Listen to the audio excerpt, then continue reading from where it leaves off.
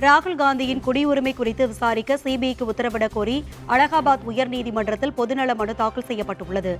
கர்நாடக மாநில பாரதிய ஜனதா கட்சியைச் சேர்ந்த விக்னேஷ் என்பவர் ராகுல் காந்தியின் குடியுரிமைக்கு எதிராக அலகாபாத் உயர்நீதிமன்றத்தில் பொதுநல மனு ஒன்றை தாக்கல் செய்துள்ளார்.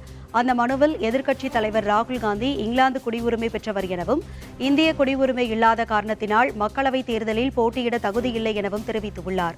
ராகுல் காந்தி இங்கிலாந்து குடியுரிமை பெற்றுள்ளவர் என்பதற்கான ஆதாரங்கள் இங்கிலாந்து அரசிடம் உள்ள நிலையில் விவகாரத்தில் சிபிஐ விசாரணை நடத்தி உரிய நீதிமன்ற உத்தரவுடன் இங்கிலாந்து அரசிடமிருந்து ராகுல் காந்தியின் குடியுரிமை தொடர்பான தகவல்களை பெற வேண்டும் என கோரிக்கை வைத்துள்ளார்.